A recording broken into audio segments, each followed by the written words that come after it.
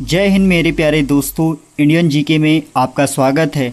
दोस्तों आज शुरुआत करते हैं पंचवर्षीय योजनाओं के बारे में दोस्तों, जो कि परीक्षा की दृष्टि से बहुत महत्वपूर्ण हैं।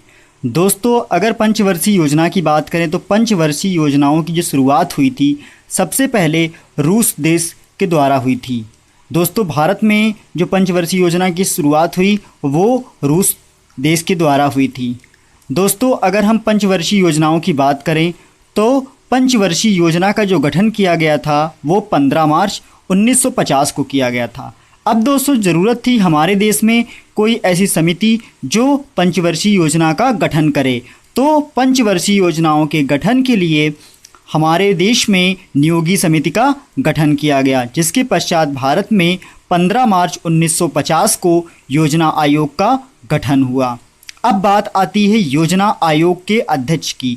तो दोस्तों भारत देश में योजना आयोग का जो अध्यक्ष होता है वो हमारे देश का प्रधानमंत्री होता है, लेकिन अब इसका नाम योजना आयोग का नाम बदल करके नीति आयोग कर दिया गया है। तो हमारे देश में इस समय नीति आयोग के अध्यक्ष प्रधानमंत्री माननीय नरेंद्र मोदी जी हैं।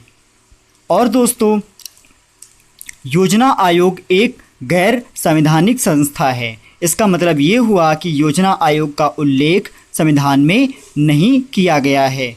अब दोस्तों बात करते हैं योजना आयोग के प्रमुख कार्यों। सबसे पहला इसका कार्य है दोस्तों देश के भौतिक संसाधनों का उपयोग करना। दोस्तों हमारे देश में जो भी हमारे देश की भौतिक संपदा है उसका उपयोग करना। उसके पश्चात हम योजनाओं को बनाना, और जब दोस्तों कोई योजना बनती है तो उससे देश का विकास होता है। जैसे हमारे देश में क्या होता है, बहुउद्देशीय परियोजनाएं बनती हैं। उन बहुउद्देशीय परियोजनाओं से कई योजनाएं बनाई जाती हैं, जिससे कृषि, उद्योग तथा अन्य योजनाओं का विकास होता है। दोस्तों राष्ट्रीय विकास परिषद, जिसको हम एनडीसी कहते हैं, नेशनल डेवलपमेंट काउंसिल, इसका गठन 6 अगस्त 1952 को किया गया था और इसकी भी सिफारिश नियोगी समिति ने की थी।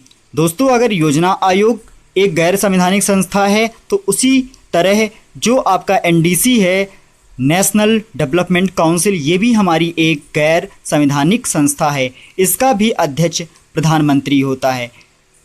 लेकिन दोस्तों अब ये राज्य में कैसे काम करता है, तो राज्य में काम करने के लिए जो अलग अलग प्रदेश होते हैं उनके जो सदस्य होते हैं, सदस्यों के रूप में राज्यों के मुख्यमंत्री काम करते हैं। एनडीसी को सुपर कैबिनेट भी कहा जाता है। दोस्तों पंचवर्षीय योजनाओं का अंतिम प्रारूप देने वाली जो संस्था थी वो हमारी कौन थी, एनडीसी थी। अब दोस्तों बात करते हैं पंचवर्षीय योजनाओं के बारे में। तो पहली पंचवर्षीय योजना जो थी वो दोस्तों 1 अप्रैल 1951 को शुरू की गई थी और ये कब तक चली, 31 मार्च 1956 तक।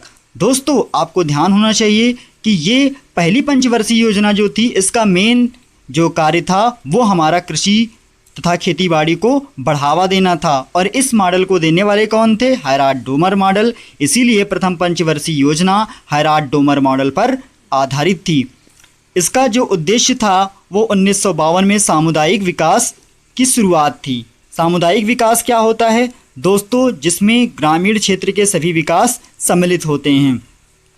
इसमें दामोदर घाटी परियोजना, हीराकुंड बांध बना, उसके बाद में भाखड़ा नांगल बांध का निर्माण हुआ तथा बहुउद्देशीय परियोजनाओं की शुरुआत हुई।